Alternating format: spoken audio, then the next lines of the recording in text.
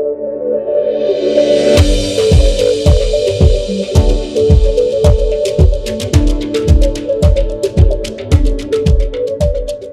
everyone, I am Dr. Shashikant, Senior Consultant Cosmetic and Plastic Surgeon. ఆడవాళ్ళలో చాలాసార్లు breast అంటే స్తనాల size చాలా పెద్దగా ఉంటాయి. కొంతమంది అంటే పెద్దగా ఉండే సైజ్ జనరల్గా కొంచెం పెద్దగా నుంచి చాలా పెద్దగా ఉండే అవకాశాలు ఉంటాయి. అవి సైజ్ పెరిగి ఒక్కొక్కసారి మన పొట్ట భాగం కింద దాకా వెళ్ళి అది వేలాడటం వల్ల చాలాసార్లు బ్యాక్ పెయిన్లు అవన్నీ కూడా వచ్చే అవకాశాలు ఉంటాయి.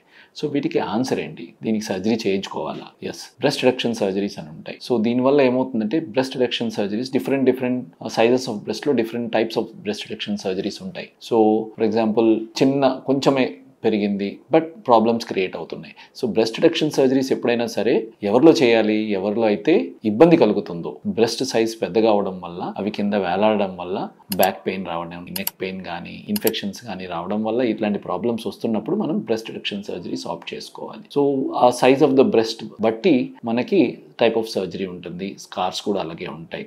చిన్న సైజ్ బ్రెస్ట్ ఉంటే కొంచెం బ్రెస్ట్ తీసేస్తాము, చిన్న స్కార్తో అవుతుంది. అదే పెద్ద సైజ్ బ్రెస్ట్ ఉంటాయి, నేను ఇందాక చెప్పినట్టు పెద్దగా ఒక్కొక్కసారి కింద అంబ్లికస్ కింద దాకా కూడా వేలాడుతూ ఉంటాయి.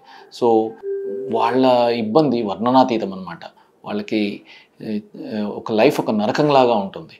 సో అటువంటి వాళ్ళకి మనం బ్రెస్ట్ రిడక్షన్ సర్జరీస్ అనేది ఒక వరం లాంటిది. సో ఆ పెద్ద బ్రెస్ట్ చేసిన తర్వాత స్కార్స్ కూడా కొంచెం పెద్దగానే ఉంటాయి బట్ కింద వైపు ఉంటాయి, బ్రెస్ట్ కింద వైపు ఉంటాయి, కనపడకుండా ఉంటాయి అన్నమాట. బట్ వాళ్ళ ప్రాబ్లమ్ని కంపేర్ చేస్తే స్కార్స్ ఇచ్చే ప్రాబ్లం అనేది చాలా తక్కువ అన్నమాట. సో బ్రెస్ట్ రిడక్షన్ సర్జరీస్ ఎప్పుడైనా సరే పెద్ద బ్రెస్ట్ ఉంటే సిగ్గుపడకుండా డాక్టర్ గారితో డిస్కస్ చేసి బ్రెస్ట్ రిడక్షన్ సర్జరీస్ కనుక వెళ్తే చాలా వరకు పెద్ద బ్రెస్ట్ ఉన్న వాళ్ళ సఫర్ అవుతున్న ఫీమేల్స్కి చాలా వరకు ట్రీట్మెంట్ లభిస్తుంది.